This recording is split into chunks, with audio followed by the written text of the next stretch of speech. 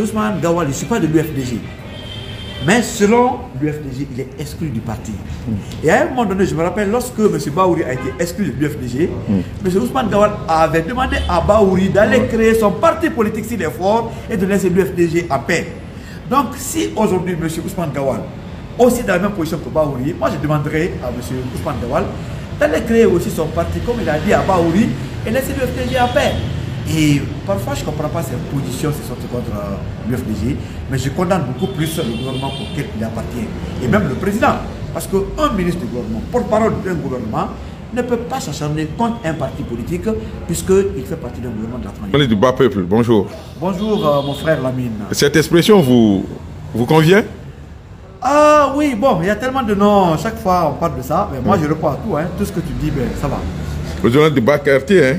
Tout est bon. Avec les bonbonnards. Voilà. Tout est bon. Non, vous manquez beaucoup hein, aux auditeurs, aux téléspectateurs de films. Ouais, heureusement que nous ne taisons pas. On passe par d'autres canaux pour pouvoir toujours faire notre travail. Heureusement, on profite des émissions, d'autres interviews, sur la place publique, les activités. On vient quand même donner nos avis, parler, en tout cas faire de sorte que nous nous battions pour notre conviction. Mirador vous manque, votre auditeurs aussi? Franchement, sur le café du matin pour tout le monde, ça nous manque. Ben voilà, c'est le fait de Prince. La loi du plus fort en Guinée est devenue la meilleure. Vos auditeurs et vos téléspectateurs sont inquiets. Ils demandent à quand le retour de Mirador. Oui, la question se pose un peu partout, mais ce n'est pas notre vœu. Et les gens ont compris ce qui se passe dans ce pays.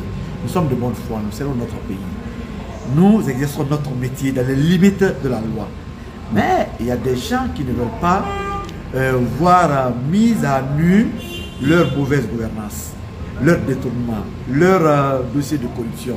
Donc ces gens qui sont très forts sont allés raconter n'importe quoi pour que vraiment on puisse la boucler. Et aujourd'hui, on le fait sans recours. La Guinée est devenue un pays de non-droit, puisque ailleurs, ça ne peut pas se passer ainsi. La liberté de la presse, c'est une garantie. L'exercice du métier est aussi encadré par des lois qui ne sont pas respectées. Mais on peut tomber sur les médias dans ce pays sans recours. Le problème de la Guinée est qu'il n'y a pas de justice et nous sommes devenus un pays sans recours. Tout le monde obéit à la volonté d'un seul homme qui est devenu le plus fort. Ça ne dit pas d'intellectuels, pas de religieux et pratiquement il n'y a pas de contre-pouvoir. L'école a beaucoup d'admirateurs. Hein? Il y avait beaucoup d'admirateurs. Ouais, mais Lamine, qu'est-ce que tu veux? C'est notre milieu. On défend les réalités. Ceux-là qui nous admirent ont les mêmes réalités que nous. On vit ensemble la même chose. On défend notre cause. On défend la légalité. Mais qu'est-ce que tu veux? Ils se reconnaissent en nous. C'est ce qui fait la force. Alors, comment vous définirez le journalisme? Parce que vous, on vous qualifie comme un journaliste du bas peuple. Pour vous, le journaliste doit être absolument côté du peuple? Le journaliste doit être du côté de la vérité. Il doit défendre la légalité. Nous sommes un pays de droit. Donc, si vous défendez la légalité, vous défendez la majorité. Parce que même par définition, la loi, c'est l'expression de la volonté générale. La volonté générale, c'est la majorité. Ce que la majorité veut dans une société, sa force de loi. Donc, quand vous défendez la loi, vous défendez la majorité. Et si vous remarquez, il n'y a qu'une minorité qui gouverne. Ceux qui gouvernent sont des oppresseurs, partout dans le monde entier. Et la majorité, c'est elle qui est écrasée. Donc la vérité est du côté de la majorité. Même Dieu est du côté de la majorité de la vérité. Sauf que certains ne comprennent pas parfois vos prises de position. Oui, bon, il faut aussi les comprendre. Hein. C'est des gens peut-être qui défendent un intérêt. Lamine, vous et moi, nous habitons dans le bas quartier. Vous savez très bien. C'est la réalité des citoyens. Si ton voisin n'a pas le courant, tu sais de quoi il souffre. S'il ne mange pas, tu sais de quoi il souffre. Et de l'autre côté, vous avez une classe qui a tout, qui ne travaille pas, mais qui gagne tout au détriment de ceux-là qui travaillent. Et quand tu défends ces opprimés, on estime que tu veux convaincre politiquement, tu veux te faire plaire, mais tu défends ta position. Puisque derrière toi, il y a aussi ces pauvres personnes. Tu soutiens une grande famille. Tu as des gens qui n'ont rien, qui comptent sur toi et qui sont pratiquement piétinés. Donc, le journaliste, il y a deux volets. Les gens ne comprennent pas. Il y a le fait d'informer. Quand c'est le journal, c'est l'information. Tu ne déformes rien. Tu passes l'info telle qu'elle. Mais il y a le journaliste d'opinion. Vous avez votre mot à dire par rapport à une situation. C'est cela. des émissions de débat politique. Vous savez, il y a tellement de situations où les gens doivent aussi prendre des positions. Mais en Guinée, on te dit, non, c'est un journaliste, il a pris position. Mais écoutez, si vous ne prenez pas position, il n'y a jamais la neutralité. Vous êtes neutre, pourquoi? Même la loi n'est pas neutre. La loi défend une position. Lamine, c'est ce que tu fais à ma place en tant que chroniqueur. Ben, ceux qui ne comprennent pas défendent un intérêt purement égoïste. On les comprend aussi. On a de la liberté d'opinion et d'expression.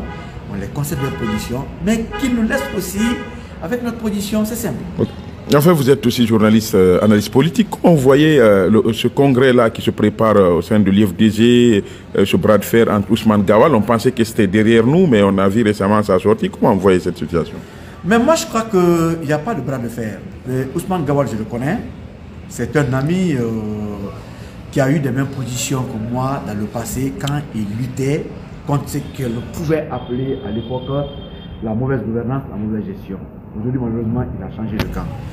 Et parfois, je ne comprends pas ce changement de position. Mais M. Ousmane Gawal, je ne suis pas de l'UFDG.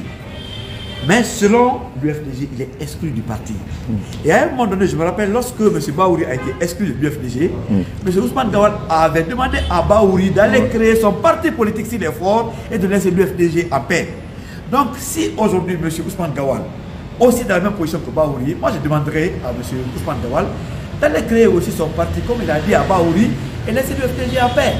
Et parfois, je ne comprends pas ses positions, ses sorties contre l'UFDG, mais je condamne beaucoup plus le gouvernement auquel il appartient. Et même le président.